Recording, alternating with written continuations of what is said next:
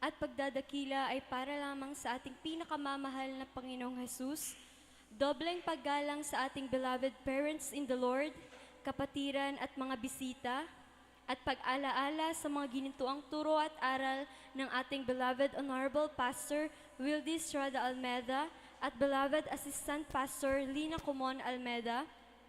Pagbati din sa mga beloved Almeda family, beloved preachers, workers, mga kapatiran, at mga bisita, at maging sa live webcast viewers ang mapagpalang oras po sa ating lahat. Hallelujah, praise the Lord. Nagpupurit, nagpapasalamat po ako sa ating pinakamamahal na Jesus dahil isa po ako sa mga napili upang ibahagi po ang kabutihan ng ating pinakamamahal na Jesus sa aming buhay. Nagpupurit, nagpapasalamat po ako sa ating pinakamamahal na Jesus. Nakakilala po sa banal na gawain ito ang aming beloved nanay. Sa pamamagitan po yan ng aming beloved kapitbahay na noong araw po ay may taglay-taglay pong karamdaman. Nariyan ng aming beloved kapitbahay noong araw ay 6 na buwan na pong bedridden at inaantay na lamang po ang kanyang kamatayan sapagkat maging ang ospital, mga doktor ay sinukuan na po ang kanyang kondisyon. Ngunit isang araw, nakapakinig po sila ng banal na gawain. Hallelujah, nariyan po na nagkaroon po sila ng pananampalataya, nariyan na nakasubaybay po sila sa radio program po na The Jesus Miracle Hour, nariyan na napakinggan po nila ang kabutihan ng ating pinakamamahal na Jesus, ang mga karamdaman, mga malulubhang karamdaman na hallelujah na imposible, ngunit sa ating pinakamamahal na Jesus walang imposible. Nariyan na nagkaroon po sila ng pananampalataya at nagpabautismo po sila sa tubig sa banal na pangalan ng ating pinakamamahal na Panginoon. Tunay po na ang aming beloved kapitbahay na noon po ay bedridden, ay instant po na pinalakad ng ating pinakamamahal na Panginoon pagkatapos po siyang mabautismuhan. Ang himalang yan ng ating pinakamamahal na Panginoon ay nasaksihan po ng aming beloved nanay na noong araw po ay nariyan po na taglay-taglay po niya ang mga gawaing makasanlibutan. Nariyan po na meron po siyang mga bisyo. Wala rin pong kapayapaan sa kanyang puso't isipan. Ngunit nang masaksihan po niya ang himalang yan ng ating pinakamamahal na Panginoon, maging siya rin po ay nagpabautismo. Hallelujah. Tunay po, magmula po sa araw na iyon, binago po ng ating pinakamamahal na Panginoon ang buhay po ng aming beloved nanay. Inalis po ng ating pinakamamahal na Panginoon ang mga bisyong taglay-taglay ng aming beloved nanay. Nariyan po na naglingkod po ang aming beloved nanay sa ating pinakamamahal na Jesus at wala pong araw na hindi po siya nagsawa na ibahagi sa amin ang kabutihan ng ating pinakamamahal na Jesus sa banal na gawain ito, ang mga patotoo po ng mga kapatiran. Hallelujah! Ngunit nariyan po na sa paglilingkod po ng aming beloved nanay, nariyan man pong mga pagsubok, ang mga pang-uusig na noong araw, maging kami rin pong kanyang pamilya. Nariyan po na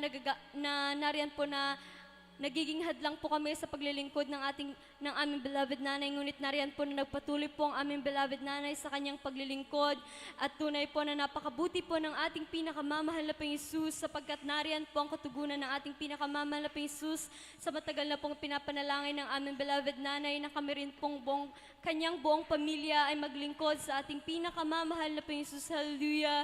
Hindi po namin lubos akalain, ngunit napakabuti po ng ating pinakamamahal na Panginoon sapagkat kami po ay kanyang kinabagan at tinawag upang maglingkod sa kanya. Hallelujah! Nagpupurit, nagpapasalamat po ako sa ating pinakamamahal na Panginoon magmula po nung makakilala kami sa banal na gawain ito. Nariyan po ang pagbabago sa aming buhay na nagmumula sa ating pinakamamahal na Panginoon. Nariyan po na unti-unti po kaming, hallelujah, tinuruan ng ating pinakamamahal na Jesus na mamuhay ng may kabanalan. Hallelujah! Nariyan na binuksan po ng ating pinakamamahal na Jesus ang aming pangunawa. Hallelujah! Nagpupurit, nagpapasalamat din po ako sa ating pinakamamahal na Jesus. Hallelujah! Sa pagproprovide po niya sa pang-araw-araw po naming mga pangangailangan. Hallelujah! Lalo na po nung pandemic. Hallelujah! Nariyan po ang ating pinakamamahal na Jesus. Nagpupurit, nagpapasalamat po ako sapagkat hindi po niya kami pinabayaan. Hallelujah! Nariyan po siya. Hallelujah! Na lagi pong nagpro-provide sa aming mga pangangailangan. Hallelujah! At nagpupurit, nagpapasalamat din po ako sa ating pinakamamahal na Jesus. Hallelujah! Sa katugunan rin po sa aming mga panalangin na tunay nga po na hindi pa man po banggitin ng ating mga labi, hindi pa man tayo manalangin, ngunit kung kalooban niya ng ating pinakamamahal na Panginoon Jesus talagang ipinagkakaloob po niya. Hallelujah. Nagpapasalamat din po ako sa ating pinakamamahal na Panginoon Jesus dahil magmula po nang makakilala kami sa banal na gawain ito.